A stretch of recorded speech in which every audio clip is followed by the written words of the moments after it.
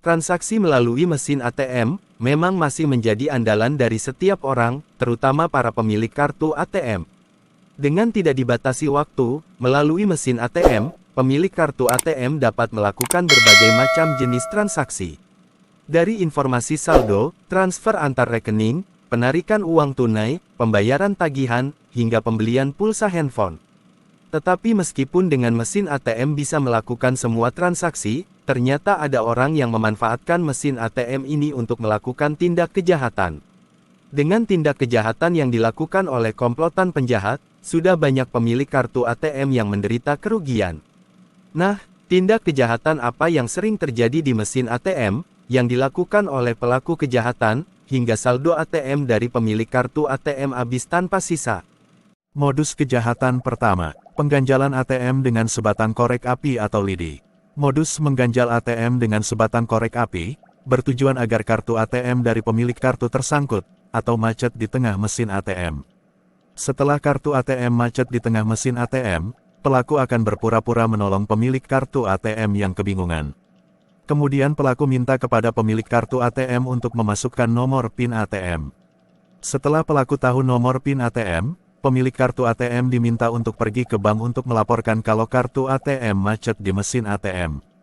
Ketika pemilik kartu ATM sudah pergi, pelaku kemudian mengambil kartu ATM yang macet di mesin ATM dengan menggunakan alat yang sudah disiapkan.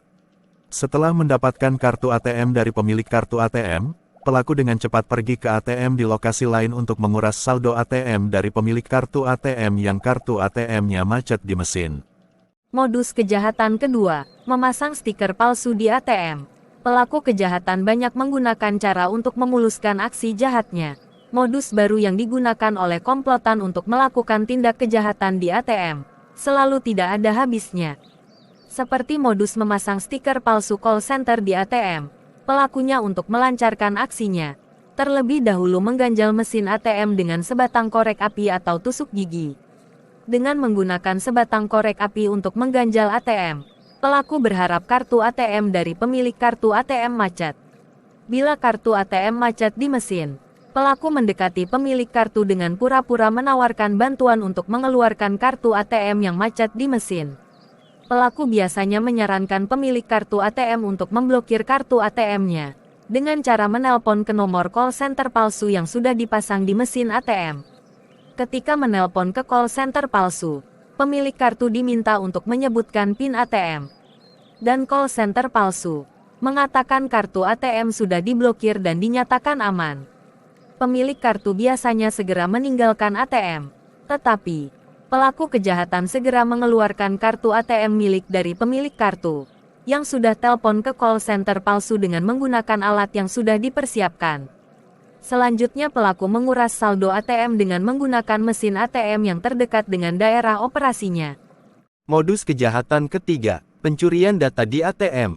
Modus kejahatan dengan mencuri data dari pemilik kartu ATM biasa disebut dengan modus kejahatan skimming. Modus ini, pelaku memasang alat yang bisa merekam semua data dari pemilik kartu ATM. Data yang direkam biasanya nomor PIN ATM, nomor kartu ATM. Alat yang digunakan untuk merekam data dari pemilik kartu ATM disebut dengan skimmer. Alat ini biasanya dipasang di sekitar tombol untuk memasukkan PIN ATM, dan dipasang pada mulut tempat keluar masuknya kartu ATM. Setelah berhasil merekam semua data dari pemilik kartu, kemudian pelaku memasukkan data ke kartu ATM yang biasa disebut blank card atau kartu ATM bodong.